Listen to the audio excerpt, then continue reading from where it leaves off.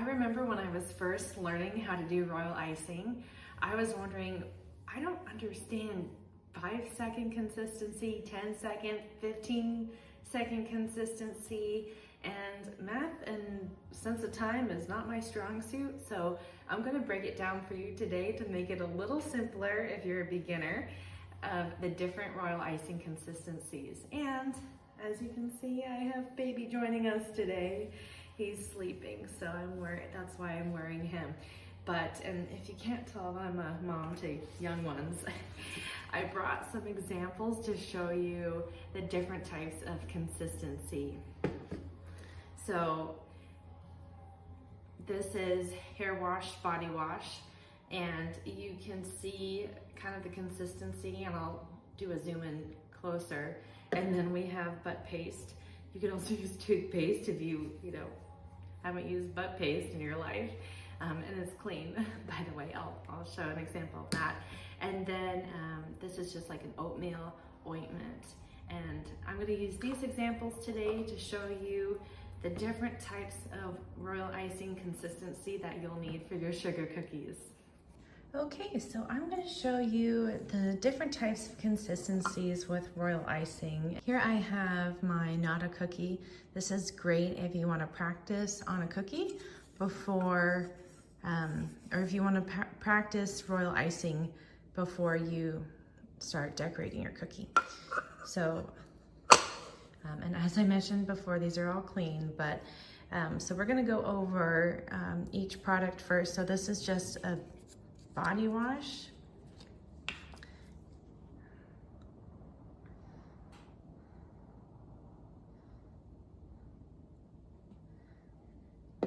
So this represents flood icing, and you can see how it smooths over very easily without any manipulation from like a scribe tool.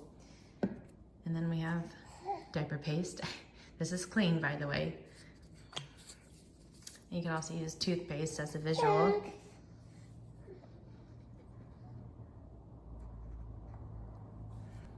Do you see how it peaks? It's very stiff, and even if you were to manipulate it with the scribe tool, it will never become smooth. So this is considered stiff consistency.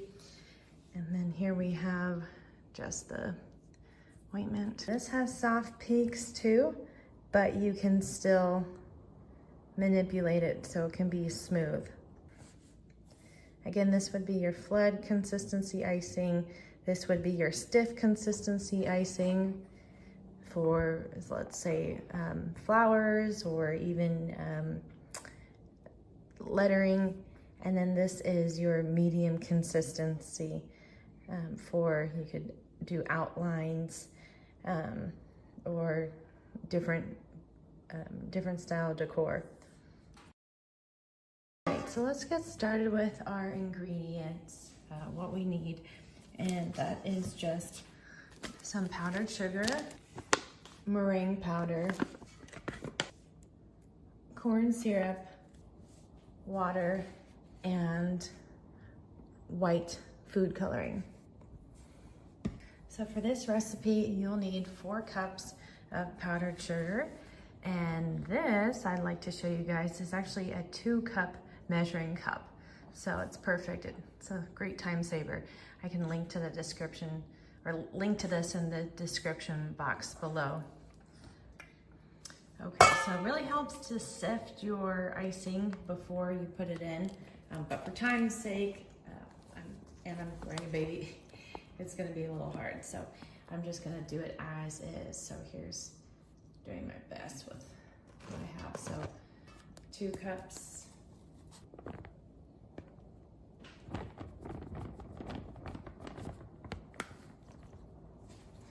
Okay, and all right, 4 cups. Okay, and then I'm going to add in 3 tablespoons of meringue powder. Okay. I'm going to add in 1 tablespoon of corn syrup. This helps to give it just a little bit of a sheen that I love on my sugar cookies. Oops. There we go.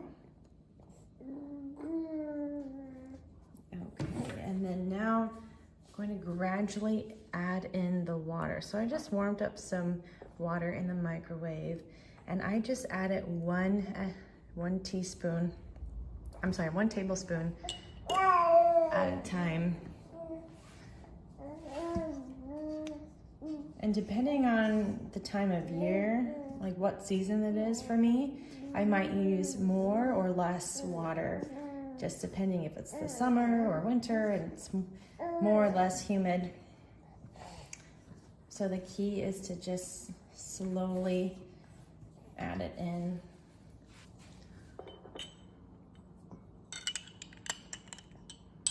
Tablespoon number 6.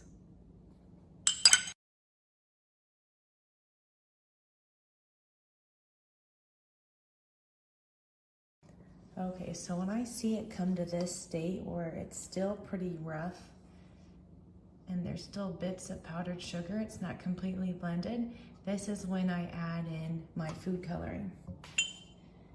And I add Americolor's bright white food coloring to every base royal icing recipe, whether or not I'm using white, just because it brightens up the icing and it helps prevent color bleed when I use darker colors. And that way the coloring is consistent across the board as well. Okay.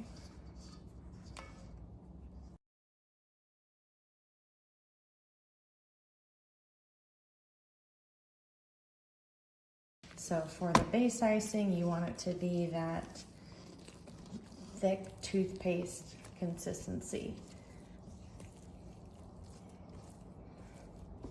And of course, sifting the powdered sugar makes it a lot easier on the stirring, because you can see all the lumps, but just for time's sake, and I'm wearing a baby, I didn't sift it today.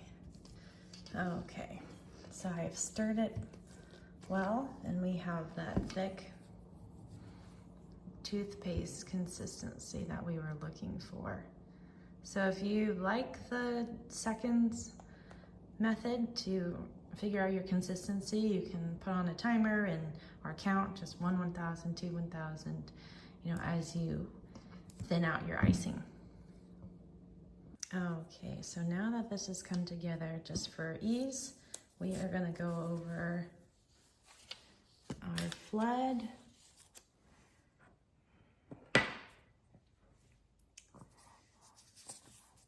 medium, and thick consistency, just for ease. Thick is going to be for lettering and piping flowers, that sort of thing.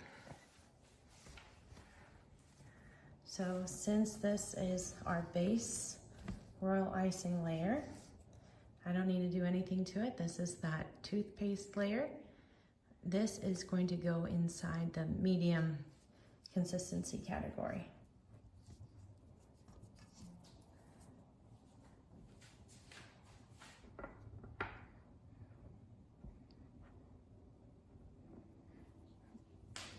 Okay, next we're going to do flood.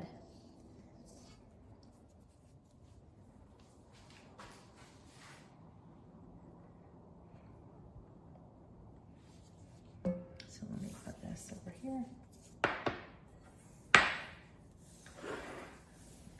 Now is the time you're going to want to add in your coloring, but I'm going to keep it white for today, so I'm not going to add any coloring at this time.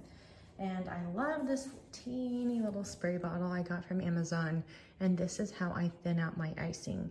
I don't want to add in too much water because that's going to make it too floody or too runny, sorry, and add in too many bubbles, and the consistency is not going to look good on the cookie. So the trick is you want it to be thin enough so it'll spread, but not thick enough to where you are using your scribe tool forever and ever, because you don't want to add more bubbles or just create an uneven surface layer to your cookie.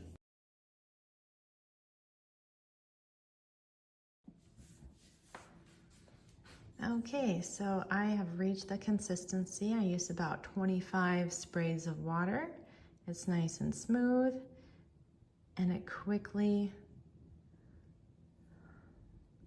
dissolves into itself and I like that consistency. And I don't mind a little bit of scribe use, but I don't want to go too much thinner because I don't want to add too many bubbles into this. So I'm going to let this rest and let all the air bubbles come up to the top. Now we're going to work on our thick icing, and I'm going to add some powdered sugar into it and just eyeball just a little bit. So maybe like a tablespoon.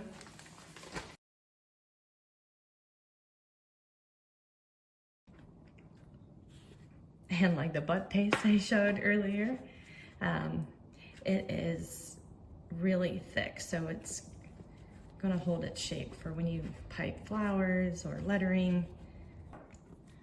Okay, see how thick that is? And as you can see, some bubbles are already coming to the top, which is great. Okay, so this is my thick consistency. It might be a little bit too thick, so I'm just gonna spray some water in just so slightly because I don't want it to be too hard to squeeze out of the bag.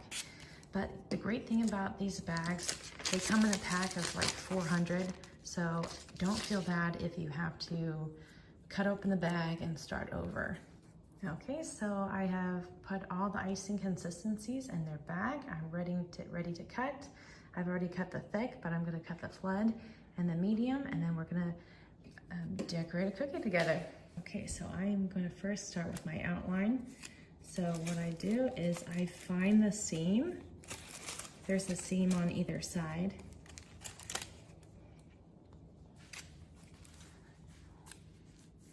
And so I make it as flat as possible, and that's how I know how to cut. Okay. So ever so slightly there, okay.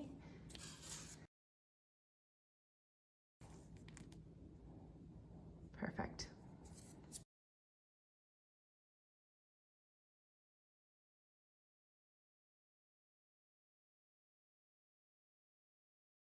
To the flood, same thing. Find the seam, make it go flat, and just a little bit. So I'm gonna make a little bit of a bigger hole for this one because we're flooding.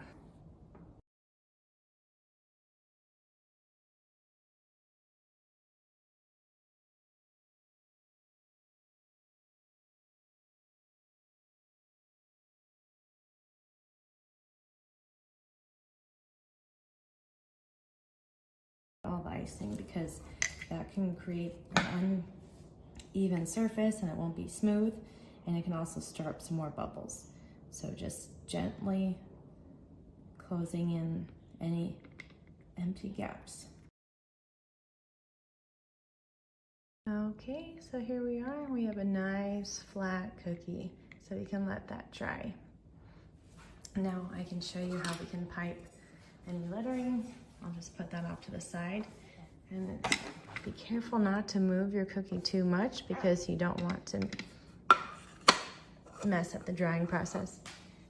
Okay, so now I'm ready to pipe some flowers. I have my Wilton 104 petal tip.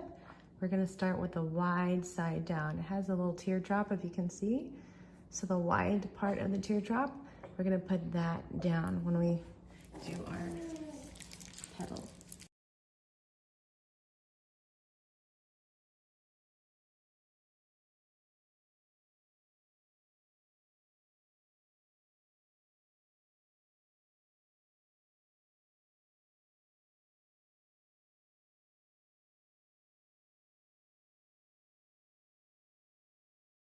Thank you so much for watching. I hope you enjoyed the video and I hope it was helpful to you. Don't forget to like and subscribe. I hope you have a wonderful day.